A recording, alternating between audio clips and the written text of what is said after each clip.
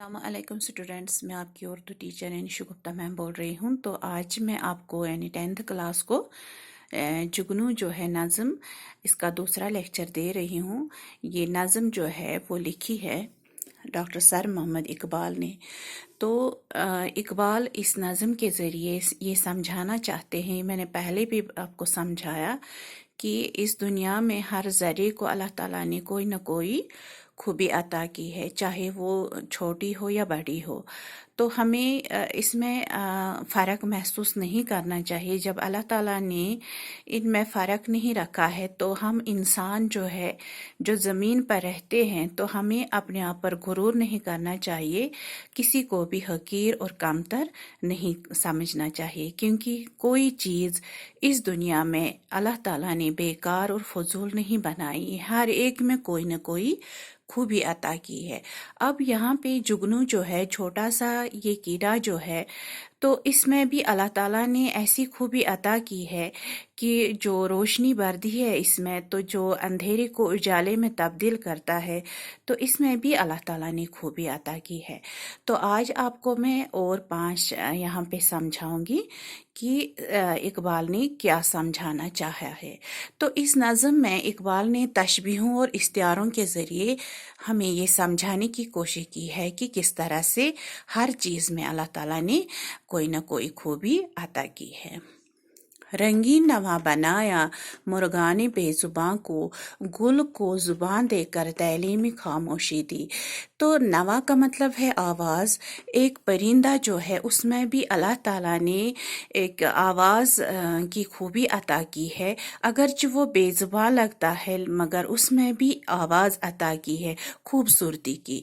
اور اسی طرح ایک پھول جو ہے اگرچہ وہ خاموشی کے ساتھ ہمیں دکھائی دے رہے ہیں مگر اس کی چٹک سے، اس کے ہلنے سے ہمیں یہ محسوس ہوتا ہے کہ یہ بھی زبان رکھتے ہیں، یہ بھی کچھ بولنا چاہتے ہیں۔ نظارہ شفق کی خوبی زوال میں تھی، چمکا کے اس پری کو تھوڑی سی زندگی دی۔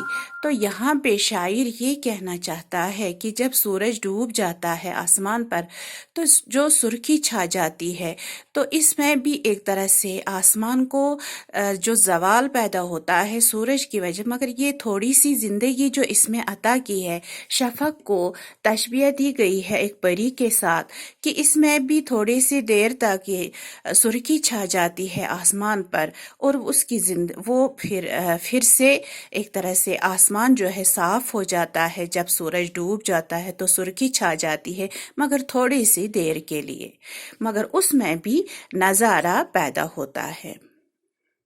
رنگین کیا سحر کو بانگ کی دلہن کی صورت، پہنا کے لال جوڑا شبنم کی آرسی دی۔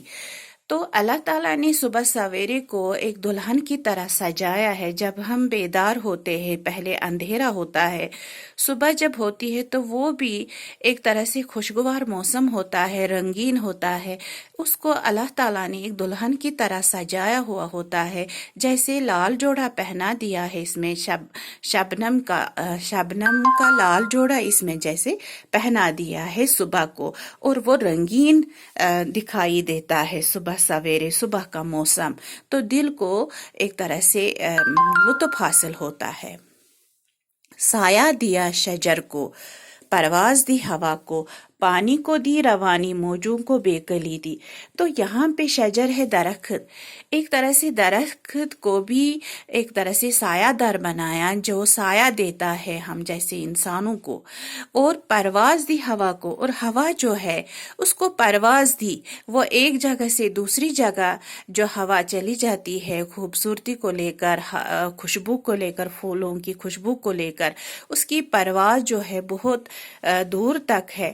تو اس میں بھی ایک اللہ تعالیٰ نے ہوا کو بھی بیکار نہیں بنایا، درخت کو بھی بیکار نہیں بنایا، یعنی کہ ہر ذرے میں اللہ تعالیٰ نے خوبصورتی عطا کی۔ اور پانی جو ہے اس کی روانی جو ہے، اس کی لہریں جو ہے، وہ بھی ایک طرح سے دیکھنے کے لائق ہوتی ہے۔ تو یہاں پہ شاعر کہنا چاہتا ہے پانی کو اس نے روانی دی، جو بہتا ہے پانی روانی کے ساتھ، اور لہریں جو ہے اس میں بھی ایک طرح سے جب لہریں ادھر سے ادھر چلی جاتی ہے، ایسا لگتا ہے بےقراری اور بے چینی کے ساتھ وہ آگے بڑھتے جاتے ہیں۔ یہ امتیاز لیکن ایک بات ہے ہماری، جگنوں کا دن وہی ہے جو رات ہے ہماری، مگر صرف فرق اتنا ہے، امتیاز کا مطلب ہے فرق صرف اتنا ہے ہم میں اور جگنوں میں کہ جب ہماری رات ہوتی ہے تو وہ جگنوں کا دن ہوتا ہے، بس یہی فرق رکھی ہے اللہ تعالیٰ نے۔ باقی ہر اس طرح سے ایک طرح سے اقبال یہ کہنا چاہتا ہے کہ اللہ تعالیٰ نے کسی میں بھی فرق نہیں رکھا ہے، تو ہم کیوں فرق رکھتے ہیں؟ کیونکہ ہر ایک چیز فضول نہیں ہے، بیکار نہیں ہے، اس میں بھی کوئی نہ کوئی خوبی عطا کی ہے اللہ تعالیٰ نے، تو ہمیں کسی کو بھی حقیر اور کمتر نہیں سمجھنا چاہیے۔ امید ہے آپ کو یہ سمجھ میں آیا ہوگا، انشاءاللہ آگے اور پڑھاؤں گی، تب تک خدا حافظ۔